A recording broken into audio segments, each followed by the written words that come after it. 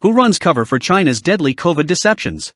The World Health Organization's refusal to hold the Chinese government accountable for the COVID pandemic all but ensures history will repeat.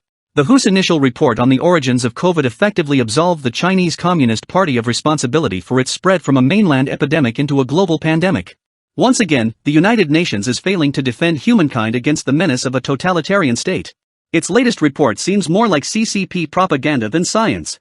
And that is despite the expertise in the WHO mission team with expert epidemiologists, medical doctors, virologists, animal and human disease experts drawn from 10 countries, as well as WHO staff. The Lancet reported that before the trip, mission leader Ben Emberek said he was not expecting clear answers after the initial mission.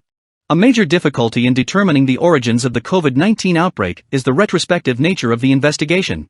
The CCP impeded scientific inquiry by ordering the destruction of viral samples at medical institutes, silencing whistleblowers and preventing access to key sites. The party has ensured the truth will not come out. Emberek provoked controversy by trotting out theories about the COVID outbreak that were strikingly similar to CCP propaganda. The most controversial was that he had ruled out the lab leak hypothesis, which arises from the belief that the virus leaked from the Wuhan Institute of Virology. One problem is that Emberek appeared to deny the validity of the hypothesis without testing it scientifically. Another is the perception that there were conflicts of interest in the investigation that compromised its independence. China is a major funder of the WHO, and at least one member of the mission team has a close relationship with the Wuhan Institute of Virology. Emberek stirred more controversy by lending legitimacy to the CCP's politics of distraction when he suggested the virus could have originated outside China. The CCP has promoted the line since the early days of the outbreak in a game of blame shifting.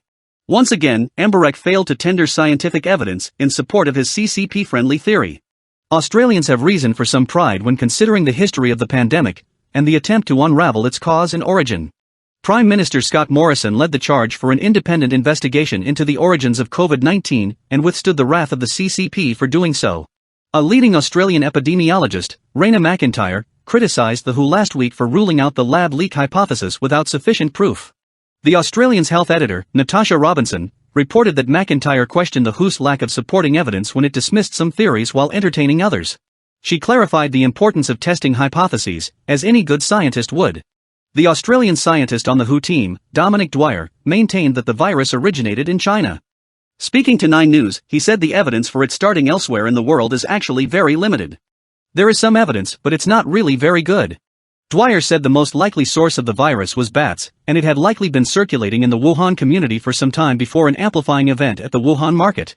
Scientists have also questioned why the WHO team offered legitimacy to the CCP's fantastical claim that the virus might have arrived with a batch of frozen food.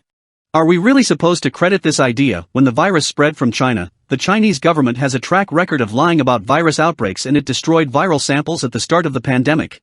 The CCP has worked hard to conceal the truth about the origins of COVID-19.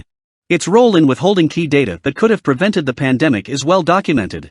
However, the WHO has not investigated this. Instead, its latest report has bolstered absurd claims popularized by the CCP. At best, the WHO could be playing a tactical game of appeasement to obtain sensitive information. At worst, its appeasement of a totalitarian state is the new normal in international relations.